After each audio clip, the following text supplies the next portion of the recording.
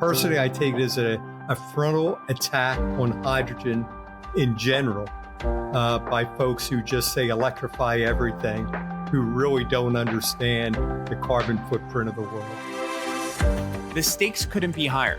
While the Inflation Reduction Act launched a market for green hydrogen in the U.S., the Biden administration's implementation of new incentives stand to make or break the fledgling industry, one critical to achieving long-term climate goals. Unlike tax credits for electric vehicles, solar panel manufacturers, and clean energy developers that have already been sorted, the Treasury Department is still crafting a framework for green hydrogen more than a year after the IRA was signed into law. And it's led to a multi-million-dollar battle between trade groups and environmentalists. I'm John Engel, Content Director for Renewable Energy World. And this week on Factor This, I'm joined by Andy Marsh, CEO of Plug Power, which wants to become the everything green hydrogen company, from manufacturing electrolyzers to producing, storing, and transporting green hydrogen itself. Marsh believes the U.S. could become a green hydrogen superpower. It could also squander the opportunity of a lifetime. That's all next on Factor This from Renewable Energy World.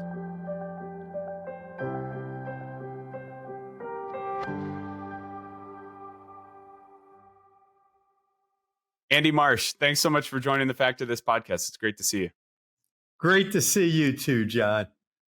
And thanks for doing this. You know, I've said it several times on the show so far, but green hydrogen remains one of the most popular topics that we have on this solar-focused podcast, which I think is kind of funny. Our most listened to episode to date is episode 12, Green Hydrogen, What's Next for the Energy Transition's Secret Weapon. And the way I want to position this conversation is to build on a lot of those foundational topics that we addressed in that episode. So please go back if you haven't listened already and check out that primer for the technology and investment outlook so that we can focus a little more here, Andy, on your positioning with Plug and maybe ongoing this next step for green hydrogen as part of the energy transition. I'll offer another aside that episode published, I think, a week or two before the announcement of the Inflation Reduction Act. So it was almost worthless from that point, just in the sense that the entire trajectory of this industry has changed. The market has changed, the customer profile, all of that. And in addition to your role as CEO at Plug, you, Andy, are very active on the trade group leadership side as well, which we'll talk a bit about. And I think gives us a great opportunity to touch on these near-term conversations and debates around, green hydrogen incentives, additionality, all of these different pieces that we're anxiously waiting for from the Biden administration. So looking forward to diving into that with you. Let's start with Plug Power. You're in this really interesting position in that your company is trying to take on the entire green hydrogen value chain, not just electrolyzers or fuel cells, manufacturing or storage. Explain to me what building an end-to-end green hydrogen ecosystem means to you and Plug in the context of, the company's evolution over the last couple of decades, and why you felt that was the best approach to capitalizing on this market. So, John, we've been doing this for 25 years.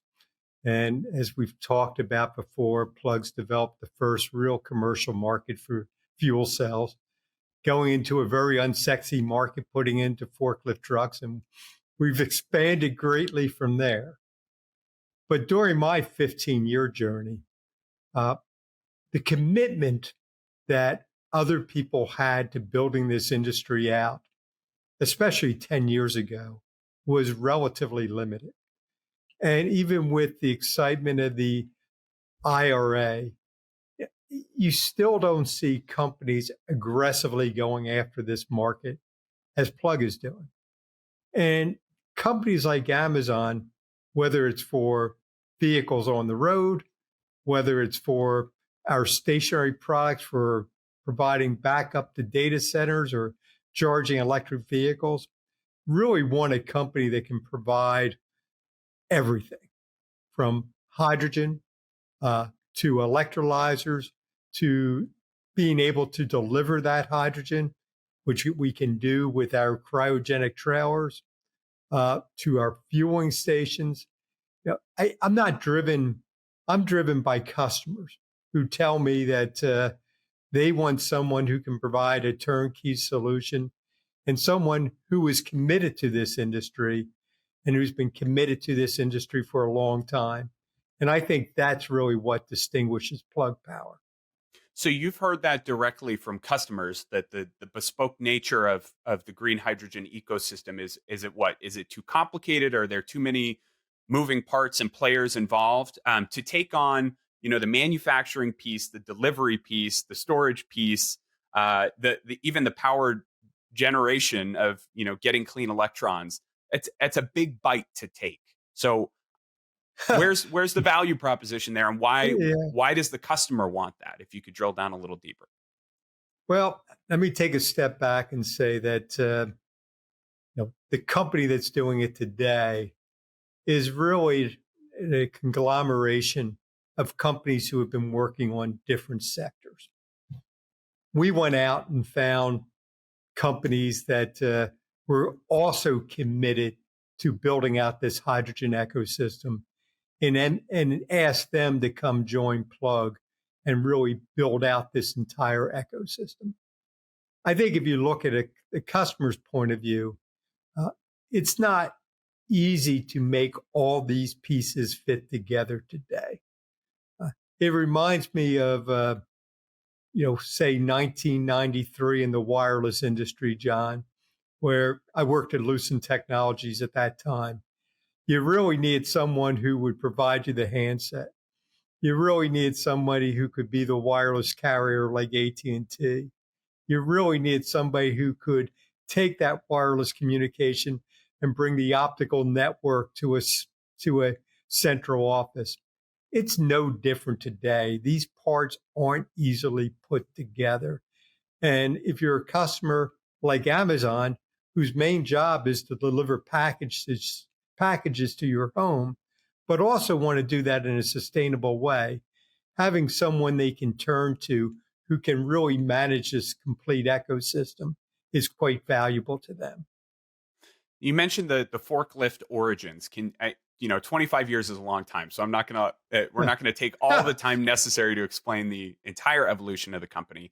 But can you give me some of those more, milestone moments in Plug's growth and transition from, that one application to now trying to be the Yeah. everything company for green hydrogen? Yeah. So I guess when I joined the company 15 years ago, we were involved in all sorts of technologies with fuel cells, from SOFC to combined heat and power products. This whole full range of efforts. Material handling, which we call it, was really associated with putting fuel cells in forklift trucks and helping our customers be more productive by eliminating battery charge time, by going further range, by eliminating unused space in a factory floor for battery charging. Around 2011, Walmart came to me and had a coming to Jesus meeting with me, where Walmart said to me, "We're not going to buy anything unless you take over service, unless you take over delivering fuel, unless you take over fueling stations." So it was not really, quite honestly, a Plug decision. It was a Plug survival decision to start offering this full turnkey solution. On the part supplier side, things like developing stacks, uh, buying hydrogen, and I think this is true to this day. Uh, Many people really aren't all that interested in supporting the growth of this industry. And we recognized we had to become vertically integrated to really support customers' full needs. It's why we became an MEA manufacturer. We have the largest gigafactory in the world in Rochester, New York. It's why we're building hydrogen plants like our ones in Georgia and Texas, where we're generating green hydrogen. It wasn't because, it was quite honestly, John, if you take up to about 2020, there weren't a whole lot of people who cared about this industry. It wasn't really until people began to understand the implications of Paris, where where it was clear hydrogen was needed to decarbonize, up to about 20 to 25% of greenhouse gas emissions by 2050. I think that those milestones were really, really critical. But it really came down to the fact that Plug is a company that listens to customers, thinks about technology roadmaps, think about who we can work with, which often became folks we acquired to really make this industry come about. And that's really been our journey. So help me better understand where you're at on that journey then. You mentioned the New York plant, and you've got a few other plants that I believe you expect to come online or reach, full production levels within the next couple of years. What does the footprint look like today? What are you producing right now, and kind of where does Sure. that all shake out over the next few years? Sure. And I talk in terms of tons per day, John. And if you think about a ton of hydrogen, probably equivalent to 2,000 gallons of gasoline, just so your listeners understand when you think about at the wheels. So Plug today operates a plant in Tennessee, which is 10 tons a day. It's a liquid plant because to move hydrogen in the United States, you really need liquid. We have a plant in Georgia, which will come online by the end of the month, which is 15 tons per day, which we expect to expand to 30 tons per day. Our plant in Texas, that we have a turnkey EPC contract for 52 tons a day, is expected to be online by the end of the second quarter next year. We have a JV with Owen in St. Gabriel, Louisiana, which is 15 tons a day. Our New York plant, we expect will be 75 tons per day. I think you're probably looking at the end of 23, as well as a plant in California, in a Modesto area, which will be another 30 tons of green hydrogen per day. Building a hydrogen plant at the Port of Antwerp, which should be online in 2025, which is 30 tons a day. And we're looking to have 500 tons per day available in Finland by 2030, which we think is really strategic because of the low cost of hydrogens and low cost of electricity in Finland, the commitment by Fingrid to build a hydrogen pipeline into Central Europe, as well as great industries like the steel industry in Finland, which wants green hydrogen in their manufacturing process. That's So kind of a broad strokes there, John. The thing that differentiates Plug, and I really want to emphasize this, a lot of people talk about this stuff. Plug is actually doing it day in, day out. We had an analyst day in Georgia about 3-4 weeks ago, and the feedback from there was they've never seen a green hydrogen plant like the one we built in Georgia. What separates Plug is we're not talk, we're action. And speaking of talk, there is a lot of it that revolves around this industry. And I've said, I mean, the biggest knock on, I think, the promise of green hydrogen, at least now, is that there is so much talk and it can do so much that versatility almost creates ambiguity in the market of like, what should we be doing today and who is actually doing it? So I have kind of a standing policy at Renewable Energy World through my reporting that I don't cover memorandums of understanding. I don't cover MOUs because really, they're a nice message to put in a press release, and it's nice to tell investors that we've shaken hands and we're going to do some business in one way or the other down the road. But it's not really real until something gets built or an electron is generated or an offtake agreement comes into play. And that's why I'm talking to you today. I do want to talk to you because you are doing the work today and trying to realize the opportunity around green hydrogen in this vast market, which we know is still in its infancy, even for a company that's been doing this for decades, which is kind of the crazy thing. Based on all that production capacity. Real items, John. 60,000 fuel cells, over 200 fueling stations, about $2 billion being invested in building green hydrogen plants. Real things. And by the way, MOUs? Being used by real... I got MOUs too. Yeah, I know you do. Everyone does. It's part of about the MOUs. Sometimes they become real things. Sure. Sure. But Yeah. on my end, and this doesn't matter and probably nobody cares, but on my end, they're impossible to track. They're thrown out there all Right. the time. And there's these big lofty promises, and especially around green hydrogen. It's we're going to build a gigafactory here, or we're going to put this 1,000-mile pipeline here. And we've partnered with it doesn't mean anything until you really get to that next stage. So I appreciate the collaboration, and I appreciate the willingness to like push the market forward on here are our ideas. But I like to deal in the tangible, the real that is happening in the market.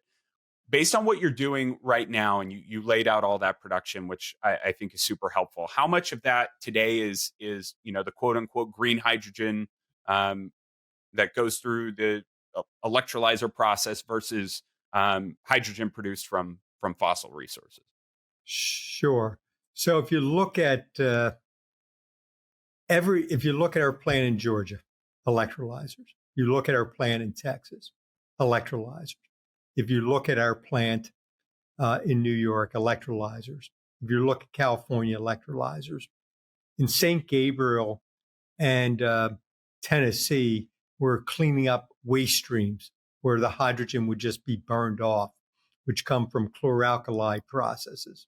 So essentially, we're taking, waste chemicals, cleaning them up, and putting them to valuable use. So that's kind of a quick rundown of what Plug's doing.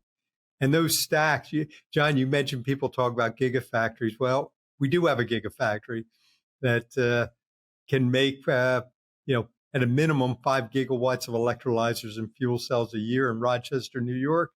And if you're ever in Rochester, New York, John, you're more than welcome to come visit us. I would love to. That sounds really good. So are you still producing electrolyzers for other companies to produce green hydrogen as well? Or are you making those for yourself in your own processes? Uh, John, we're selling them to other people. Have agreements, not MOUs with folks like Uniper in Germany. We have a electrolyzer backlog of about 1.5 gigawatts, and we sell people not only electrolyzers. There's some folks that we sell stacks to, which are developing their own electrolyzer products. So Plug Plug has collaborations around the world with people who are looking to build real plants. Let's talk a little bit more about those collaborations, because I think what's great about the Inflation Reduction Act is it really plays nicely off of the bipartisan infrastructure law, in that the bipartisan infrastructure law set out this framework for hydrogen hubs and how do we direct our investment in the most productive way and an efficient way to support an industry that is really just getting off of its feet. And then you have these incentives on the back end for production, which can really add fuel to the fire. But do you have any role in that process? And are you guys approaching the hydrogen hub applications? I think we're getting some winners from the Department of Energy fairly soon. So I'd love to hear if you have any color around that. Oh yeah. So John, we have, and I have to watch this one because everybody makes me sign NDAs too who are doing the hubs. But I'll mention too, we're deeply involved in West Virginia. We're deeply involved in New York. We're involved in California and Texas. Uh, you know, we are everywhere from providing products to our green hydrogen plants being the heart of some of these hubs. So, So I the think answer is most of them. most of them. I think that is the answer, John. I mean, and I think that is the answer. I think what's really interesting, though, is how the plugs in the IRA are really closely tied together. And I think a lot of these subjects which are being debated around the IRA will also really limit the hubs, and is really, quite, they're really all, as you mentioned, all tied together.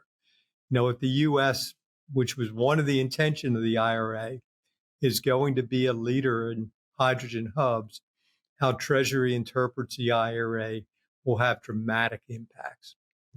Perfect segue, Andy, and I could argue you're hosting this podcast because that led me right to my next point here. Let's keep with that thread on the IRA and these incentives. I think for a lot of people in our industry, and by industry I mean just clean energy in general, it's been amazing to see how mainstream the debate over green hydrogen incentives has gone. If you're listening to this, whether you're connected to hydrogen or not, you've probably listened to a podcast advertisement about additionality or locational benefits of green hydrogen, or the phase-in rules, and wondered why am I hearing this ad on a comedy podcast or YouTube video, or seeing the billboard in DC, or reading about it, in the New York Times, a full page spread, all of that kind of stuff. Um, Before we dive deeper into the incentives themselves, have you been amazed at all at the shape that conversation has taken as we talk about the best way to phase in these incentives and what they look like over the next 10 years? So, John, I'm amazed because it has nothing to do with the law. That if you really, I was deeply involved with people like Air Liquide and others during the, writing of the law. And, we engaged with many, many senators, and nobody was talking about these three pillars.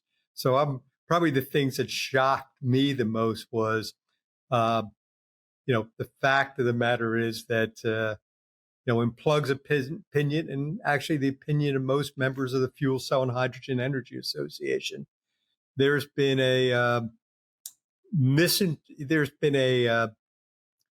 almost a attack on how the law is going to be implemented that had nothing to do with the discussion, and quite honestly, in our views, against congressional intent. And it's quite honestly, not only am I shocked by the level of engagement and discussion on the subject, I'm actually also shocked by the fact that the aggressiveness of what Congress intended, that folks have misrepresented and put concepts in place which never were in place when the law was written, and quite honestly, not in place for any other technology. I take it as a frontal attack on hydrogen in general by folks who just say electrify everything, who really don't understand the carbon footprint of the world. And we did, and that's actually the strongest statement I've ever made publicly about it, John. So you got it first. Yeah, I'll clip that for you, Andy. We did have Princeton University professor Jesse Jenkins on episode 53 around this issue of additionality. Are you bringing new clean energy to the grid? Where are you locating it? And how do we want to phase in those rules? I think, the American Clean Power Association came out with a framework that was supported by, I think, a lot of the major players on the hydrogen development front, that called for a smoother ramp to that zero carbon power generation to support electrolyzers. You've been, as you mentioned, very intimately involved in the shaping of not only the legislation, but the rollout of the incentives themselves as chairman of the Fuel Cell and Hydrogen Energy Association. Can you just briefly explain what this three-pillared conversation is dealing with, and then how you think it should look? Because there's a lot of consternation around how much time we give producers to get to that zero carbon level, and whether it's going to lock in more fossil fuel resources, natural gas, primarily. So help us better understand what that looks like. So John, let me give you my simple explanation. There's three items. Additionality, which essentially says to generate green hydrogen, you have to essentially tie wind and solar directly to a green hydrogen plant, and it all has to be brand new. What I find ironic is the government does not have similar laws for their goals to have green buildings by 2030, that they do not even require additionality. So it's kind of silly. I have a plan in Texas where I have a PPA for 390 megawatts of wind to support my green hydrogen. Um, that plant, by the purest definition of green hydrogen, wouldn't count and wouldn't exist today without plug. When you think about time matching, uh, I would time matching is essentially you only can generate green hydrogen when the wind is blowing and sun is shining. And quite honestly, if you do it that way, um, people who need hydrogen 24/7 will never build plants. And if you did it that way for cars, uh, you'd step back and say, hey, you know, it's going to take me, 12 hours to charge a car because the wind's not blowing or the sun's not shining. And finally, when you take a look at regionality, which really where you're getting the solar or wind from, we'll contend that it'll limit the level of solar and wind will come on. Plug's done a lot of work in this area. And we've worked with the largest outside consultant involved in the hydrogen industry. And if the Princeton definition took into effect, which is an incredibly extreme position and is really anti-hydrogen, we see that there's 80% less jobs by 2040. There's a 40% reduction in capital investment. There's 50% less demand for green hydrogen, 83% reduction in greenhouse gases that would be emitted. So when you take all that into account, it had nothing to do with the law. It has nothing to do with how real systems work. And it essentially makes the bill unusable. So, our view is that, and our view is not an uncommon view, that, and quite honestly, it has nothing to do with the law. And, quite honestly, if Treasury goes down that path, they're just, the major doctrine law requirement, certainly someone's going to bring that to the table because it's not what the law was. And it's just a shame that it's a shame. And then I see these questions about electrolyzers taking away from green energy. The build out of green energy is so much larger when you look at the EIA projections versus green energy generation and electrolyzer needs. They're not plug numbers. So it is a approach that I sit back and I'm astonished that folks are even discussing this because it's not discussed for any other technology. And quite honestly, it's just a drive by people. And you see the same folks trying to drive, and you're beginning to see news articles about people not putting the money into the hydrogen hubs, which again is congressional intent. So as you can see, John, I've developed some pretty strong views on this subject, but it's based on data. It's based on investment plugs made to find out what the truth is. Because quite honestly, if it had no impact to these items, plug would fully support it. But it's incredibly damaging to the development of the hydrogen economy. And people who've never built real things are the ones bringing it to the table.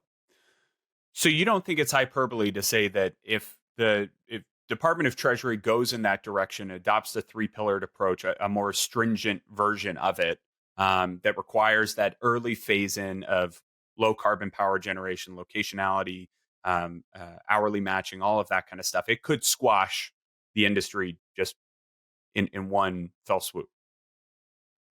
Yes. Wow. And so I would just add, John, I have more faith in Treasury that they'll follow the law.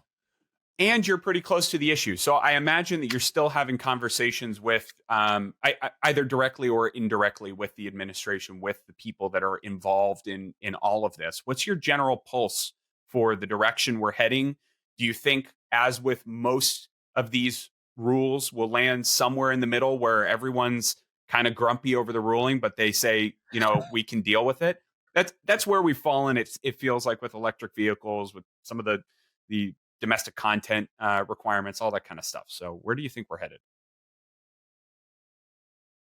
So, John, first, I'm going to take a step back and say I certainly appreciate the challenges the administration has in managing all these folks I'll cut that out. uh, and the different opinion. You'll cut that out. I'm just kidding. I'm messing with you. I just want to get to the juicy stuff. No, I'm kidding. So, I would just say that I spent a half hour on this morning. I looked at the data. And I said to myself, why would thoughtful folks compromise? And I look at it and I say, hey, it doesn't make any sense to me. I think thoughtful people should probably kick the can for 5 to 7 years and say we'll relook at it then. But to starve this industry early on makes zero sense to me. And I would hope that the folks who are looking to implement will really realize you really don't want to stillborn this industry. And I think that's the real threat today. So is the hydrogen hub concept also dead in your opinion if it goes that direction? Like do those projects even pencil? I think that the hydrogen hubs, look, when I look at, everything involved with hydrogen has been under attack. You see the hubs under attack. You see carbon, blue hydrogen, which Plug doesn't do. But you look at that's been under attack for sequestering carbon. I think across the board, it's a general attack against hydrogen. Again, John, I have not been this direct, but it's, the more I read, the more I look at, and the more that's coming out, it's folks who really don't want hydrogen to be part of the solution. And I would contend they really don't understand. I would like them to explain to me how you clean up long haul trucking. I'd like them to explain how you do the last mile for 30% of the applications. I'd like them to explain how you do fertilizer. I'd like them to explain how you do steel, which represents 6 or 7% of the world's carbon footprint. Electricity solves none of that. And it's rather frustrating that, if you're really thinking about how, from a system point of view, you clean up greenhouse gas, it's not really possible with their solutions. You really have to look at this holistically. Hydrogen doesn't solve everything. I firmly believe green hydrogen doesn't solve everything. I believe there's a place for blue hydrogen. I believe wind and solar are really critical. I also believe, which is probably controversial, that nuclear power has to be a big part of the solution because the footprint for solar and wind's too big. And I think that permitting reform is critical for all this to work. We have to start rolling up the sleeves and start doing things. We have to be more like Franklin Roosevelt was and, be willing to live with some trade-offs without things being perfect and seeing how we can be successful. I think those who are taking the extreme positions are going to leave the world not better off, but worse off because they're afraid to get things done. Based on everything you just laid out, I would imagine that internally with, other leaders within your organization, you're assessing these as very, near term and serious threats potentially to the business. You've made a lot of investments. You have big plans. You want to be involved in the hydrogen hubs. You want to be this turnkey provider of, the whole green hydrogen solution. But I would imagine a lot of those plans are predicated on a rollout of the Inflation Reduction Act and of these incentives that fit, that vision that you just shared of helping propel the industry forward instead of, muzzling it. How serious are you taking that, and how do you lead the organization, which is publicly traded and faces the pressure of investors and analysts and institutions, all of these things. How do you navigate uh, yeah, it's kind of game theory, eh, John? that? Uh, from an economics point of view, I would say let's if I think about the advantage Plug has, I have customers, I have a business today that work without the IRA. Um, so you know we have a core business that will continue to improve and continue to be successful. But I think the question is, and I think you hit it on the head, how fast we grow, how fast we make investments, uh, where we make those investments, be it the United States or Europe, or Australia. I think all those questions are on the table based on, how the IRA is interpreted by Treasury. And hasn't Europe adopted a similar kind of three-pillared approach? Am I wrong? Because I know Europe wants to position Yeah, itself as the hydrogen yeah, leader and is very aware of what the US is doing. But I yeah, have heard some yeah, commentary that, we should yeah, follow Europe's yeah. lead. Yeah, I would say when I look at Europe, first I agree with you in many respects, and when I look at and Europe is more challenging in some ways because of how you have to. I think Europe also has one advantage the U.S. doesn't have is that Europeans will use sticks much more than carrots, right? Hmm. So that'll drive activity. The sticks will drive activity in Europe, so pricing will be higher. But look, when we look at the impact of European rules, uh, you know, it will, if the U.S. adopts European rules, we see the impact in the U.S. is dramatic.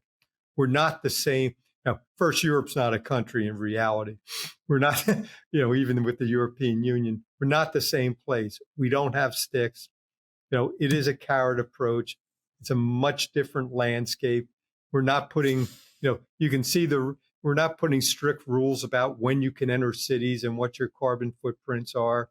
So, if the U.S. wants to go to a stick type approach, sure, it'll help us grow, but it's not the insane system as we have here in the United States. And sure, put European rules in, put European sticks in too, That's a and good point. you know, being American for a long time, I actually understand we don't really take the sticks too well. Yeah, the whole carbon tax thing might not be the best approach for this congressional Yeah. makeup, be Yep. my opinion. Or or even for all us individualists at heart, we really don't like being told, regardless of our party, we don't really love to be told what to do. Let's talk a little bit more about Plug's positioning in the market.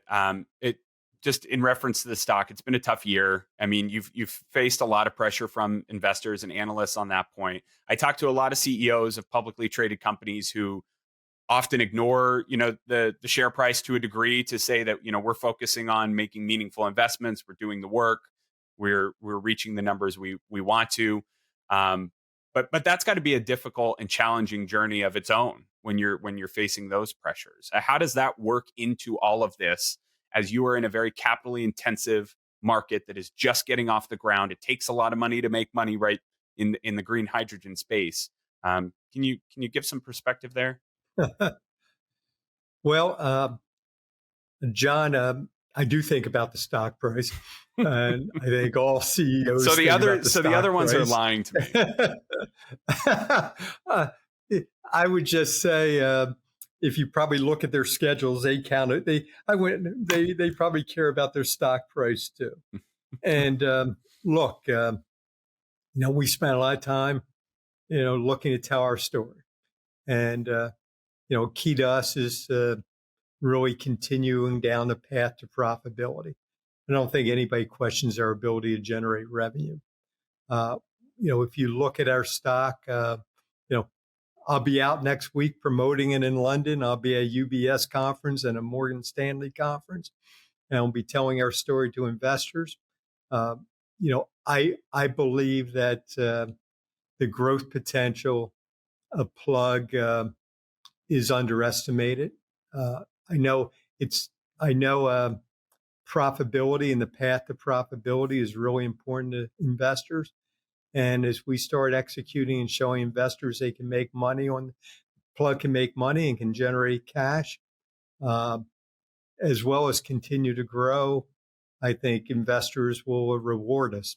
But it is, look, it is a tough market at the moment, and it's part of my responsibility and the management team is to manage the business day to day, to promote what we're doing, but also lay out this vision for the future. Because look, if you're going to meet the global 2050 goals, hydrogen has to be part of it.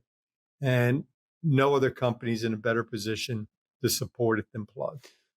I would agree with a lot of what you said, and I just especially the last part, John. Yeah. Well, actually, yes, the last part. So I've long said that I think timing is everything for every company, but you look at the kind of clean tech cycles and the companies that had good technology or had good concepts, but it was the wrong time. It was 2009 or it was 2010, and climate tech 1.0 or whatever you want to call it goes bust. There were good companies that get dragged down by those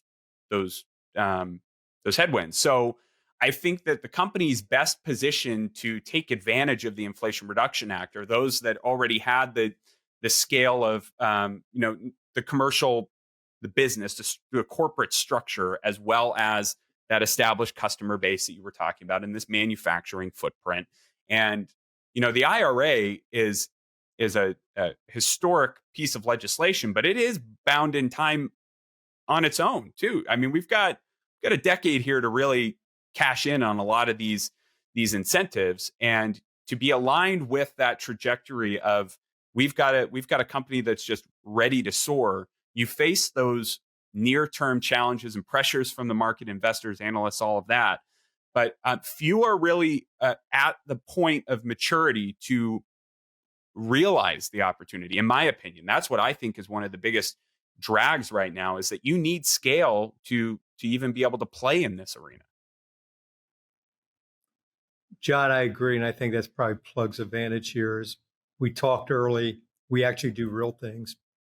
We have the biggest gigafactory in the world already to make electrolyzers and fuel cells.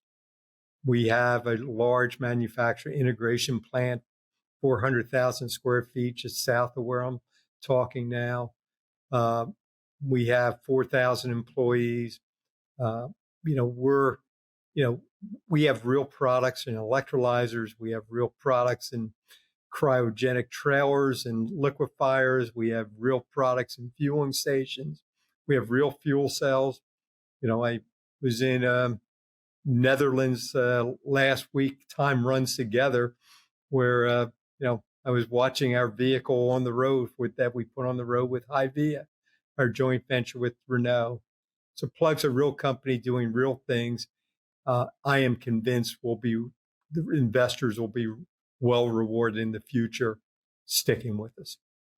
Let's wrap up here with, we've talked about a number of use cases already, but the hydrogen ladder is always something that's a point of contention itself on what's the best use of hydrogen. And I know you're positioning Plug as, we can do it all. We can cover your needs and whatever you want to do with green hydrogen. But in your opinion, can you give listeners a good idea of what you think we should be focusing on? Is it long duration storage, power gen, heating, industrial processes like green steel that you mentioned, fertilizer, ammonia, all that kind of stuff? I mean, there's so many opportunities that, again, that point of it just creates a level of ambiguity and leads to this hype cycle environment where, I think having a bit of focus would be helpful. So a lot of what you talk about, John, has to do with how you make green hydrogen available everywhere. That's, it's, you don't really think about diesel fuel that way, right? Or natural gas. It's there. But there are certain applications which can help scale green hydrogen more rapidly to make it readily available. And I'm a firm believer the industrial applications, especially those applications where today you use gray hydrogen, where green hydrogen can be easily substituted, are really the easy applications where electrolyzers generating green hydrogen, substituting gray hydrogen in even things like oil refining, as well as concrete manufacturing, chemical processes. They're easy, John, and should be ones that should be converted quickly and really puts customers at low risk because you can do the conversion, you can do partial conversions. So I think those applications, which have huge carbon footprints, can be remediated first. I think then you look at applications where hydrogen can be added to future processes, like steel manufacturing. When you look at DRI, really makes a lot of sense. And those, again, that same hydrogen, us in the green hydrogen industry don't have to do anything different to support, the manufacturing of ammonia versus the manufacturing of green steel. We're just providing green hydrogen. Then the applications. If you would have asked me years ago, I probably wouldn't have even talked about power plants. But first, let me talk about mobility. With mobility, it's pretty clear to me it's asset-intense applications. Hydrogen works better if you got to go range, if you want to run a long time. A lot of folks think the last mile will be 30% hydrogen because you need vehicles on the road. Long haul, those asset-intense applications, especially ones which you can establish point to point and use fewer fueling stations, make a lot of sense. And when I think about stationary products, to me, it can be a big business short term, but a very, very small piece of the pie. But how you go about, you look at what we're doing with SK in South Korea, and we'll have 200 megawatts of stationary products deployed in 2025. It's my belief there are future peaker plants. We're working with, I think, every data center operator, how you make your data centers peaker plants. To me, there'll be lots of business there, John. It'll be a small piece of pie between now 2025 and 2030, but really important to customers like companies like Plug. Andy Marsh. Hope that helped your listeners. I think it did. Thank you so much for doing this. Okay. Thanks for not mentioning any MOUs in front of me. You can do that with your staff afterwards. But really appreciate your time today. I enjoyed it. Thanks for having me, John.